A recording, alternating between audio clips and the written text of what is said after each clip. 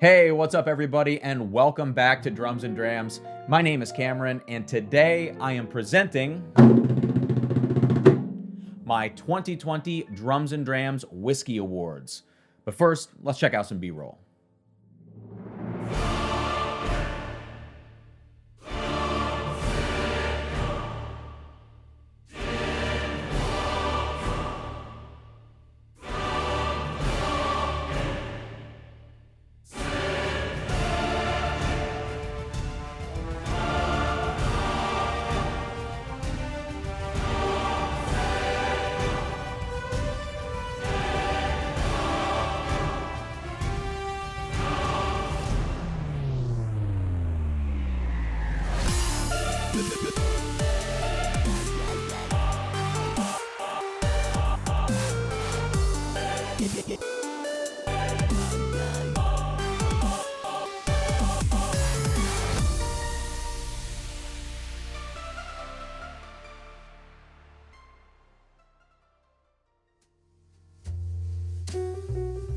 All right, so it has been a rough day here in America. Yes, I am recording this during the evening of Wednesday, January 6th.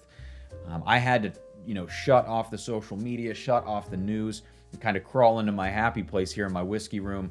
And when I sat down, I decided that this would be a good time to sort of plan out and take notes of some of the whiskeys that I had throughout 2020. I know so many whiskey channels, particularly the established ones, they will do bracketed live streams throughout the year where they get to rate whiskeys and do their March Madness style things. And by the end of the year, they come out with their top 10 American whiskeys, their top 10 Irish whiskeys, whatever categories, because they've tasted so many whiskeys throughout the year and cataloged all of that as they went.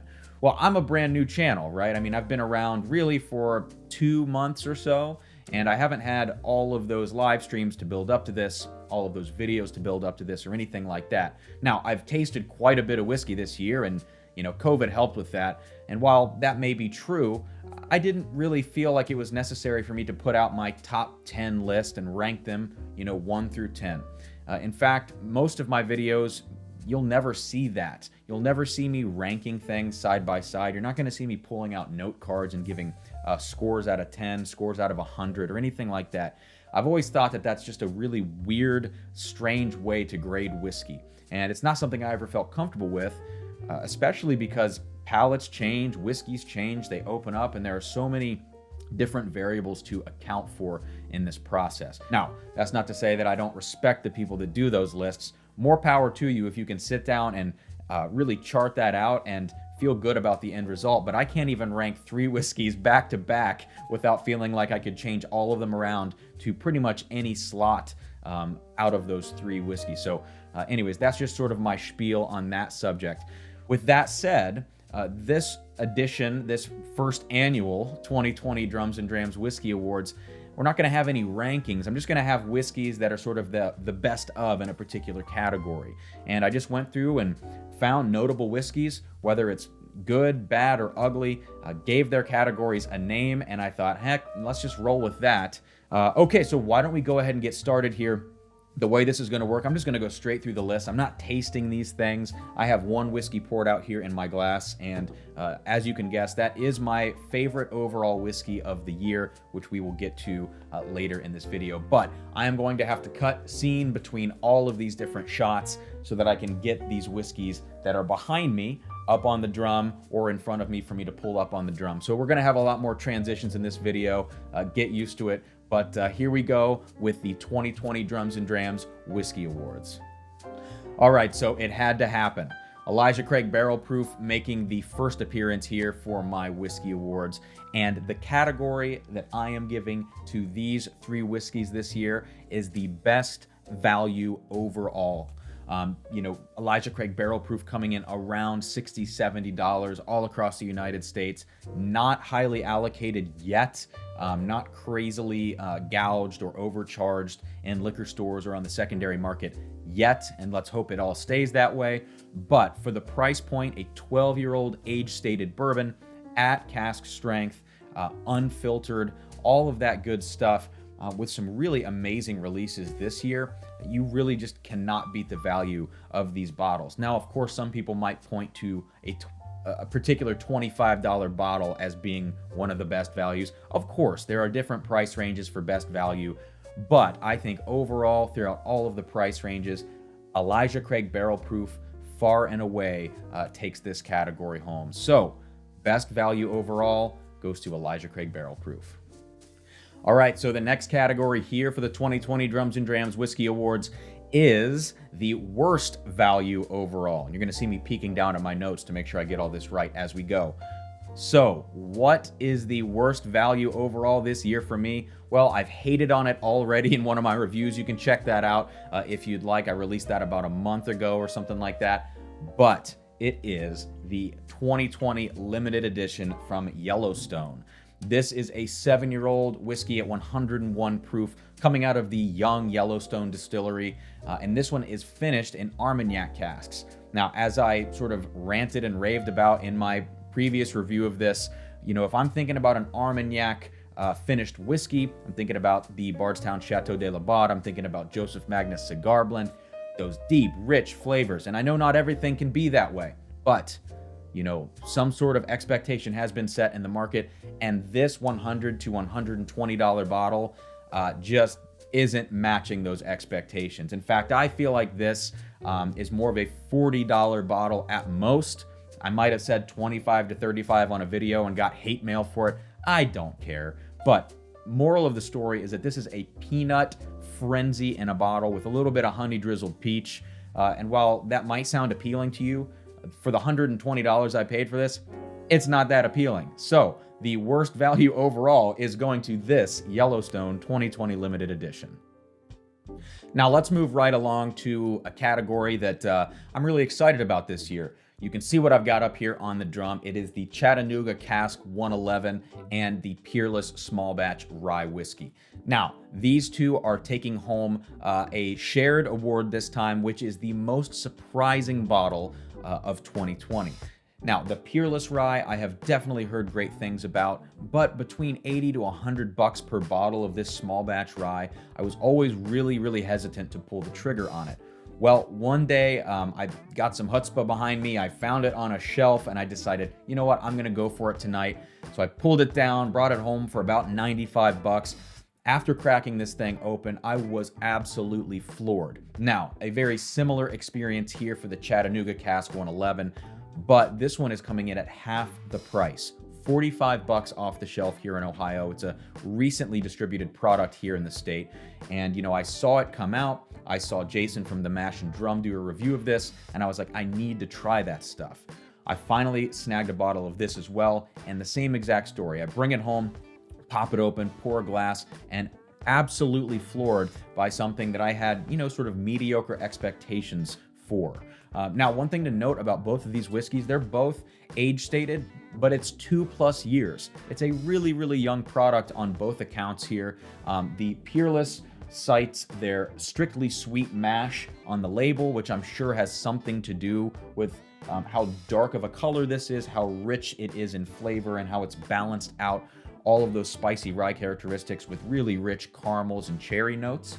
And the same thing here for the Chattanooga 111. It's a really dark, rich color for a 2+ year product, but instead of the strictly sweet mash on the Peerless Rye, this has a very unique mash bill of yellow corn, which I believe is 75%, and then we have a 25% combination, which is a high malt mash bill of malted rye, caramel malted barley, and honey malted barley. So some experimental things going on there with the mash bill and the Chattanooga, but I'm telling you what, when you pop this thing open and take a sip, it is immediately a honey, a raisin, a very rich caramel experience. It reminds me of Raisin Bran cereal with like some honey and some sugar on top. It's really delicious.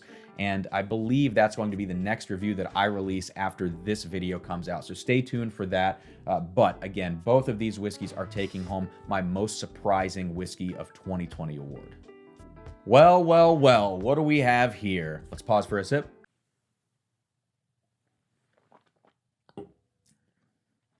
This is probably the toughest award for me to give out. As you can see, I have all 3 releases of the Larceny Barrel Proof. This was the first year for this product, and I really had high hopes for it. I know that so many people were really looking forward to trying this out and seeing what Heaven Hill did with it. How old was the whiskey going to be? What were the proofs going to be like? What were the flavor profiles going to be like of a traditionally sweet whiskey in the regular Larceny? How was that going to translate when you bring it up to barrel proof? I've got to say, unfortunately, I was not impressed. When I got the A120 batch, I liked it, right? It was a peanut fest. There was some good stuff going on. Too much ethanol for me, in my opinion. I thought that there could have been some more flavor to back that ethanol punch up. B520 won the Whiskey Advocate Whiskey of the Year or something. I think they're smoking something. And the C920 is, like, as Matt Porter said, I believe, peanuts and sawdust. So all of these from me were just not that impressive. I did a blind flight on a live stream just the other night to rank them.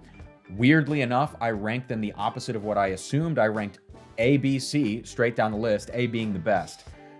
So I don't know. I don't know what to believe with these. All I know is I don't reach for these on my shelf very often. I still reach for Elijah Craig Barrel Proof every single time. So these Larceny Barrel Proof whiskeys have unfortunately earned my most disappointing award. Well, this is an interesting combination here. We have the Stag Junior Batch 15 that was released just a couple of weeks ago, next to the Elijah Craig Toasted Barrel, which I believe was a fall 2020 release. Now let me take you through these and you will start to figure out what this next award is. The Stag Junior I reviewed just a couple of weeks ago. I put it next to batches 12, 13, and 14.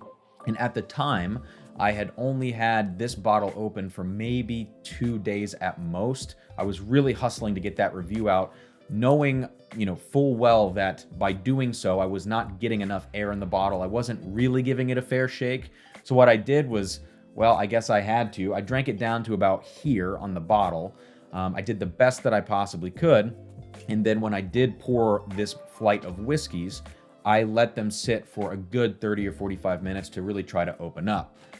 With all of that said, though, Stag 15 just drank really, really hot for me. I mean, it was really constricted on the flavor. Actually, Discovery Series number 4 from Bardstown was sort of the same way, but really constricted on flavor, and it just didn't match up to the sweetness and really sort of the overall experience of the other batches.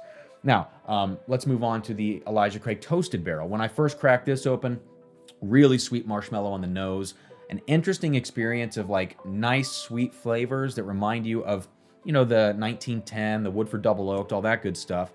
But it had this kind of weird oak bitterness on the back end, and it just seemed kind of out of balance. And now the balance is still a little bit wacky, but with a few months of air in this bottle, and after watching Scott from My Bourbon Journey confirm this theory, I have decided that the Elijah Craig Toasted Barrel has dramatically improved. I kept coming back to it. I'm going to be reviewing it here very soon because it's really starting to impress me at this point. There's a little bit of like caramelized orange that's coming there for me, a better balance of flavor, some more nuance. So I think that both of these bottles needed a little bit of time to come into their own. In fact, this Stag Junior Batch 15 might be my favorite batch now since batch 12. It's just gotten really wonderfully sweet. So the award that I'm giving both of these is the Comeback Kid Award. Uh-oh. What's he going to say about this one? Alrighty, so the legendary Wild Turkey Master's Keep 17-year bottled in bond, an absolute mouthful of whiskey, haha. This has been getting a lot of mixed reviews. I would say most of them positive, but the people that don't like this really don't like this. Let me tell you a quick story before we kind of talk about this whiskey. I proposed to my, now fiance just a couple weeks ago on Christmas Eve, right? And I snagged one of these on the old secondary because I wanted a bottle of nice aged whiskey for us to celebrate and toast to our engagement. Now, my fiance loves whiskey just as much as I do. She's a total Scotch head, but she also loves really high quality bourbon as well. She's got expensive taste, unfortunately. So I snagged this Wild Turkey to celebrate. It arrived from UPS the morning of Christmas Eve, so I had it just in time, and I actually used this presentation box in my proposal. The reason I kind of mention all this is because I bought it having never tried it, and I was like, this is going to be a great whiskey for my engagement. Now, I know what you're thinking. We're going down a dark, ominous road right now in the middle of the woods. That's not entirely true. I like this stuff a lot. In fact, it reminds me of a slightly funkier, more cherry cough syrup, less furniture polish version of Sam Houston 14. And when we cracked it open and had it for that occasion, that engagement, hell yeah, it was an amazing pour, and we really, really enjoyed it. I remember saying at that point, though, I could probably only have one of these at a time. It is such a strong and specific flavor, that it's got all that wild turkey aged oak funk going on in there, that kind of stale cardboard note. The more that I've sipped on this, though, put it in some blind tastings, I can pretty much pick it out in there, although sometimes I'll get it confused with Sam Houston 14, depending on the batch. It's just getting funkier and funkier and funkier as the bottle, opens up more and more here. So this is not a negative award. It's not a positive award, but the Wild Turkey Master's Keep Bottled in Bond 17 year is earning the Drums and Drams The Jury's Still Out award, because the jury's still out, and I have no idea what exactly I think about this bottle yet. And suddenly, all of these little bottles appeared in front of me, and I'm going to tell you why here. So first up, we've got the Bardstown Discovery Series number 3 release. We got the Bardstown Discovery Series number 4 release, signed by Stu, the blender of this batch. We also have the Sam Houston 14 batch Indiana 01. Put that right back here. Another Sam Houston 14. This is batch Texas 2. We will also put this back here. And finally, you can see in this little corner, we have the illustrious Joseph Magnus Cigar Blend. This is the batch 24. All right, so what do all of these bottles have in common besides high price tags? They're all damn good. They're all damn good bourbons. Okay, there we go. Look, I know all of these are expensive. The Joseph Magnus is coming in at 160 MSRP, the Bardstown 130, and the Sam Houston 110 to 120. But, at some point, you're going to have to splurge. You're going to have to buy an expensive bottle. You're going to have to go out on a limb there and try something new and fork over the cash. And if you do, and you can find these as close to their MSRP as possible, you should buy any of them. These are incredible bottles. I tried the Sam Houston 14 first this year. I was floored. I stocked up. Bardstown 3, then Bardstown 4, stocked up. And this Joseph Magnus batch 24, I mean, all of it is just incredible whiskey. You're going to find out, too, that I love Armagnac finished whiskeys. This is not the only one to appear on today's award show. But I don't know if I've even said this yet. All of these are earning the title of the best splurge bottle of the 2020 Drums and Drams Whiskey Awards.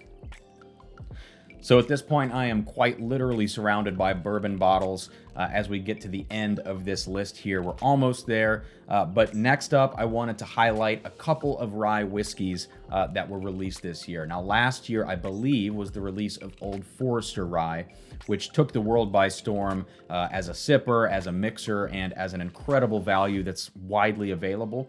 And 2 other distilleries have now followed suit in expanding their portfolio with additional rye whiskeys. Now, both of these are still pretty highly allocated at this point, and let's hope that changes soon.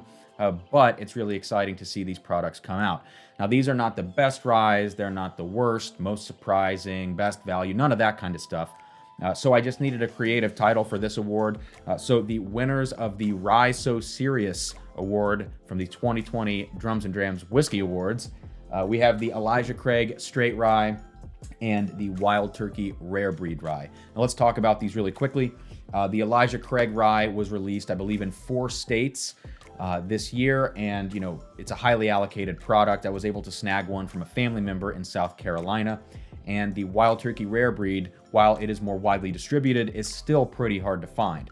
So like I said, I'm hoping the distribution on these increases. But the Elijah Craig Straight Rye, while it is a low-proof rye whiskey, I think MSRP might be like $40 or something like that. I think it's a delicious sipper. A lot of people hate on it because it's nothing special, but I don't think it's intended to be anything special. It really balances some nice rye spice with actually some milk chocolate flavors. And just some really delicious stuff going on in there. So I really like that one. And the Rare Breed Rye also has these sort of mixed reviews. It's a citrus bomb. It's a lot of spice, a lot of citrus, vanilla. It's a little bit lighter. There's definitely some ethanol in there. And of course, in future releases, we can all hope they put older product in there and they round out the flavors a bit. But by and large, these are two products that we were waiting on. We all wanted to see them happen. And I just think the next step is to, get an Elijah Craig barrel-proof rye whiskey. So let's see if that happens. But these two, again, are the winners of the Rye So Serious award.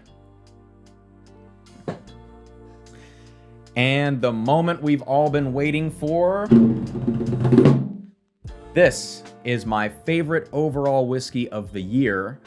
It's exactly what I'm drinking tonight. What's in this glass here, this beautiful, dark, sort of purpley liquid. We have the Bardstown Chateau de la Baude collaboration, 12-year-old MGP sourced high rye bourbon finished for 18 months in Armagnac casks. Now, here's the deal. You can't find this stuff anymore, all right? It was on the shelf at 120 bucks. There were not that many bottles. People bought them up. Someone let the cat out of the bag that this is like some really good stuff, and then the secondary prices skyrocketed. I bought up a bunch of this when the secondary prices were crazy high, but not like to the point that they are now where it's just not even practical. I ended up getting rid of a few of them afterwards anyways, because while this is amazing stuff, I decided that having several $1,000s invested in one whiskey, I could live without that, and that money's probably better spent elsewhere. But with that said, this is an incredible, incredible pour. It comes in at 59.2% ABV. I haven't reviewed it yet because I need to sit down and figure out what I can say about it to do it justice. But unfortunately, most people are probably not going to have a chance to try this whiskey. Now, there are rumors that they are going to be releasing another batch of this sometime in the future that's going to be about 10 times bigger of a batch than this one was. So while I'm crossing my fingers and waiting for that day, I'm not going to hold my breath, and I'm going to hold on to the last two bottles of this that I have and sip them very, very, very slowly. All right. If you're looking for a substitute for this bottle, if you don't want to pay 425 bucks on the secondary market, you shouldn't. Buy Joseph Magnus Cigar Blend because it is the closest thing you're going to find to this, period. So I think that's all I have to say about this beautiful, grapey, leathery, oaky bomb that is the Chateau de la Baude collaboration. But for better or worse, even though this is a finished whiskey, this is my overall best whiskey of the year. All right, we're almost there, almost to the end. I have two more categories remaining, and these are both essentially honorable mention categories. The first one here, obviously none of these were released in 2020. I think the youngest release here was the early 2010s here in the back with the Weller 12. And these are both from the 1980s. This is my Dusties category. And I wanted to include this because I don't have a lot of experience with Dusties. This was my first year ever trying anything like this. And I was able to get my hands on these three bottles, most by sheer luck, because I will never spend the amount of money needed to buy any of these on the secondary market. I think we have like $650, $600, and something like $200 for all of these bottles, and there's no way that I'm going to be shelling out that kind of cash. But I've got to say, the rumor about old whiskey being good is absolutely true. And I want to take you through these bottles just very quickly. In the back here, we have the Weller 12, early 2010s. This is the raised wheat, as they're known, or the embossed wheat, I believe. We have that decal here. This is a 750. And it is some incredible, incredible juice. Moving on from there, let's stay in the bourbon family, and we have the Old Grandad Bottled in Bond from 1983. We can date that by the tax strip. Still has its $10 price tag up here. And these go for about $600 on auction at this point. But this is an old National Distillers release before Jim Beam purchased them. And I don't know, this is just the most special pour I think I've ever had, actually. It's amazing. There's nothing else I can really say about it. But a good friend of mine, Stuart, that I play music with, gave this to me as a gift, and I can't thank him enough for that. The final Dusties honorable mention here is going to be this Johnny Walker Black Label. That doesn't sound like an exciting thing, but this one is from 1982, and that is an exciting thing. It tastes like it's got Springbank funk mixed in there with some insanely high quality Oloroso sherry casks. It tastes nothing like the Johnnie Walker Black of today. It's musty, it's funky, it's everything you want it to be, having sat in that bottle now for almost 4 decades. So, I've just really had a great time this year getting to know some Dusty whiskeys here. And last but not least, I wanted to throw up a couple of honorable mention scotches here. Now, I actually began as a Scotch drinker way back when, but the COVID pandemic really shifted me over to bourbon, and I've been stuck in that rut for quite a while. So I haven't featured that much Scotch on the channel yet, just a couple of reviews here and there. But I wanted to highlight a couple of the Scotches that I've really enjoyed this last year. Not all of them have been released this year. I think actually only one of them is specific to 2020, and it might have even been 2019, I'm not sure. But let's go ahead and start with this one closest to me. This is my fiance's favorite Scotch, the Glenmorangie Alta. This is Private Edition number 10. The Alta uses some different yeast things. I don't know the science behind it, but it uses some different yeast, and it has this really sort of sugar cookie, vanilla, unbaked bread type smell and taste to it. It's kind of like, I don't know, if you just imagine wild yeast, that's what it tastes like. But it's delicious. It's very sweet. It's a amazing dessert Scotch and something that we're going to have to stock up on before these things go away. So if you can find one in your area around $100, that is an instant buy. Now, sticking with Glenmorangie here, this is an empty bottle because I think we killed this bottle again, like I mentioned with the Wild Turkey, the whole engagement thing. We killed this one on the night of our engagement. I just said this was my fiance's favorite. They're actually both her favorites. But the Signet is an incredible bottle. Beautiful espresso flavors in here from Glenmorangie. It's expensive. It's over $200 per bottle. But it was the first high value Scotch or high cost Scotch that I ever purchased. And it was a very worthwhile purchase. So the Signet is worth every penny. And finally over here, probably my pride and joy. It looks like motor oil in the bottle. This is the GlenDronach Single Cask 1995, aged 19 years. So this was bottled in 2014. And this is a single cask Oloroso sherry butt at cask strength, which is 55.7% for this bottle. Now, much of the Scotch that we get nowadays is heavily proofed down, and to get a single cask expression from a distillery like GlenDronach, which is expensive, but high quality sherry casks always, it's pretty rare. And I didn't have to pay as much as you would think for this bottle. Usually some of these single cask expressions can be $300, $400, $500, $600.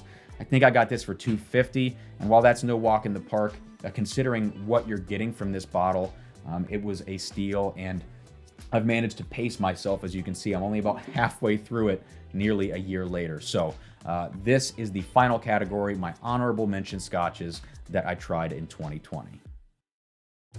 Okay, well, thank you all so much for tuning in to the 2020 Drums and Drams Whiskey Awards. I tried to keep this as short as possible, but a lot of these videos are quite long, and I didn't want to beat myself up if I did talk a little too much. I had like a million categories, but it's because I hate ranking 1 through 10 and doing all that kind of stuff and trying to, pass these sort of value judgments on a lot of these whiskeys. So I hope you've learned something. If you agree or disagree, let me know in the comments, but please be respectful. I've gotten some hate mail, and I'm not all about that. I'm all up for a little fun, lively debate. But of course, our palates are subjective and our experience and what we place value in. So please, remember to be respectful in the comments and everything like that. So coming up on the channel, more live content for sure. Some reviews, Chattanooga Cask 111. I'm going to be doing Elijah Craig Toasted Barrel, and then getting into some more Scotches. The monetization of the channel is like on the move right now. I never expected this, but things are taking off like wildfire, and I really appreciate all your support. So if you wouldn't mind liking this video, subscribing to the channel if you enjoyed it, drop me a line if you want me to review anything specific. Let me know what you think of the videos, and things are going to continue changing, and I've got some more fun ideas for content in store for the future. But until next time, I will see you later here on Drums and Drams. Cheers, everybody.